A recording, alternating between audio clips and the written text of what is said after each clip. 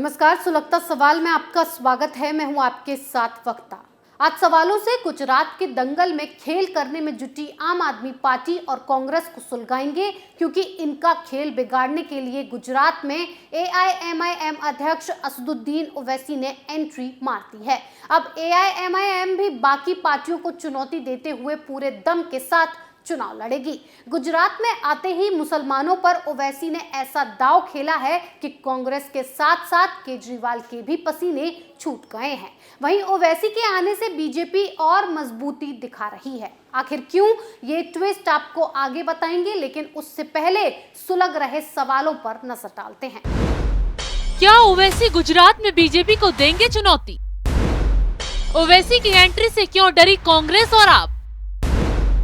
क्या केजरीवाल और कांग्रेस का खेल बिगाड़ेंगे ओवैसी?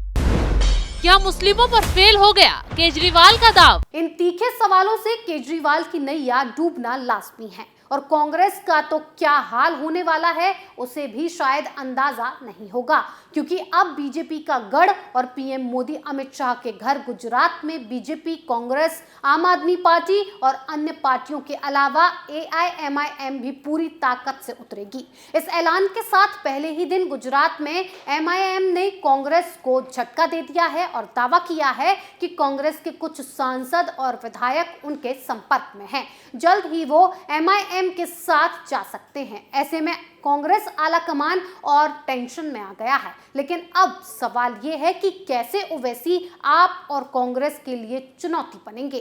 तो चलिए आपको बताते हैं। दरअसल गुजरात में करीब 9.6% मुस्लिम आबादी है।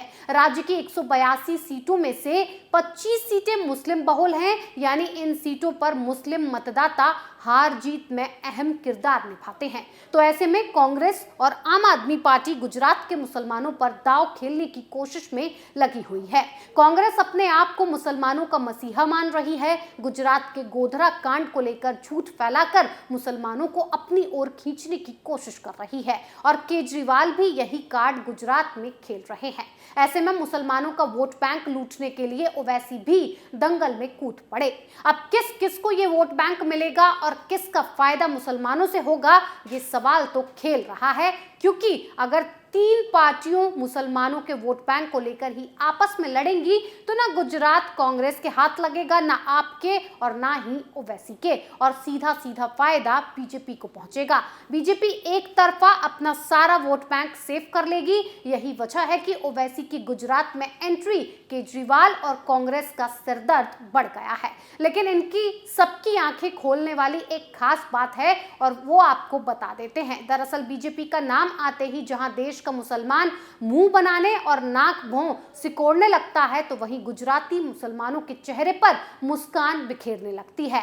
गुजरात की ग्राउंड रियलिटी बताती है कि 2002 के दंगे के दर्द को भूलकर गुजरात के मुसलमानों ने बीजेपी को गले लगाया है, क्योंकि पीएम मोदी ने गुजरात में मुसलमानों के लिए जो काम किए हैं वो शायद ही कोई सरकार कर पाई हो। यही वजह है कि पिछले विधानसभा चुनाव 2012 में बीजेपी ने 1 दर्जन से ज्यादा मुस्लिम बाहुल्य सीटों पर जीत का परचम लहराया। खुद बीजेपी अध्यक्ष अमित शाह कहते हैं कि गुजरात में हर 5 से 1 मुस्लिम बीजेपी को वोट देता है, यानी 20% मुस्लिम बीजेपी के साथ हैं। गुजरात में करीब 9% मुस्लिम मतदाता हैं। राज्य के 182 विधानसभा सीटों में 25 सीटें ऐसी हैं जहां मुस्लिम मतदाता किसी भी राजनीतिक पार्टी बनाने और बिगाड़ने की कुव्वत रखते हैं। इसी मद्देनजर सभी सियासी दलों की नजर इन मुस्लिम मतों पर लगी हुई है। गुजरात में महज 2 मुस्लिम विधायक हैं।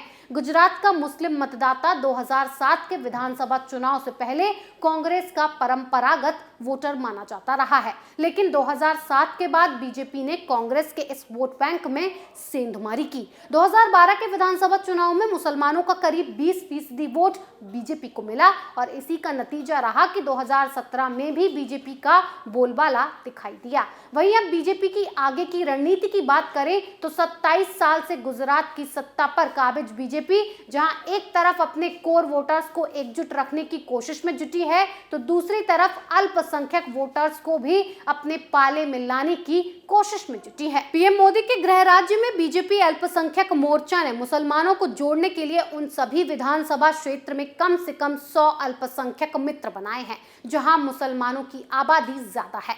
अल्पसंख्यक समुदाय खासकर मुस्लिम समाज से भी लोगों को बूथ कमेटी में रखा जा रहा है। इन विधानसभा क्षेत्रों में कम से कम 100 ऐसे मुसलमानों को पार्टी से जोड़ा जा रहा है जो गैर राजनीतिक पृष्ठभूमि से हैं और पार्टी के प्रति सहानुभूति रखते हैं। वो धार्मिक गुरु हो सकते हैं, पेशेवर या उद्यमी भी हो सकते हैं। सभी अल्पसंख्यक मित्र से आसपास से 50 मुस्लिम वोट बीजेपी के लिए सुरक्षित कराने की जिम्मेदारी दी जाएगी। तो पहले ही बीजेपी कांग्रेस के हाथों से उसके गढ़ को छीन चुकी है। मुस्लिम बाहुल्य वागरा, जंबूसर, डभोई, करजन, पादरा, ढोलका, जामनगर, भूंज, अंजारा, मंगरोल, जूनागढ़, राजकोट जैसी सीटें बीजेपी के कब्जे में हैं। ये सभी सीटें बीजेपी ने टारगेट बनाकर कांग्रेस से छीनी थी।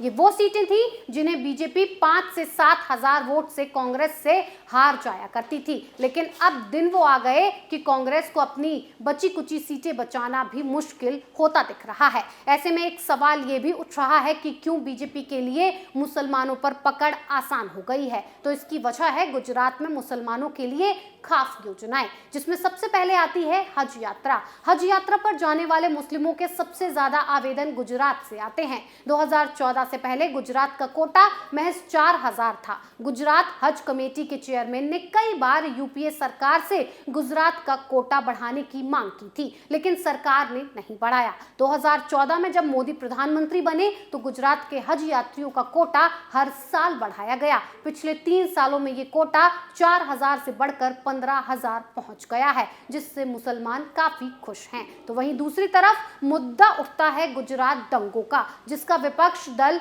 इल्जाम मोदी और अमित शाह पर लगाते नजर आए। लेकिन इस मामले में भी कोर्ट से पीएम मोदी को क्लीन चिट मिल गई और उन पर आरोप लगाने वाले ही फंस गए। इस मामले में पर्दाफाश हुआ कि मोदी को कुछ नेताओं ने साजिश के तहत फंसाने की कोशिश की थी। तो ये दाग भी बीजेपी के ऊपर से अब धुल चुका है और मुसलमानों को झोंक कर बीजेपी की तरफ ही जाता दिख रहा है, जिससे कहा जा रहा है कि कांग्रेस, केजरीवाल और ओवैसी का मुस्लिम कार्ड फेल होने वाला है। बीजेपी की एक बार फिर बल्ले बल्ले होने वाली है। सुलगता सवाल में आज के लिए इतना ही। नए मुद्दे के साथ फिर पेश होंगे, तब तक के लिए देखते रहिए कैपिटल टीवी। नमस्कार।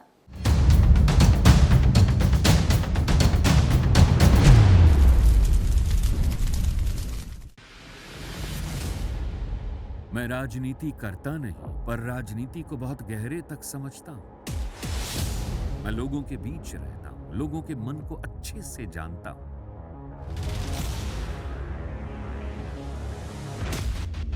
पब्लिक और पॉलिटिक्स की हर नब्ज को खूब पहचानता हूं।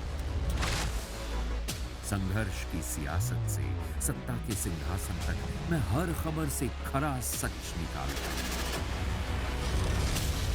ना कोई दौड़, ना कोई race. Capital TV, Uttar Pradesh.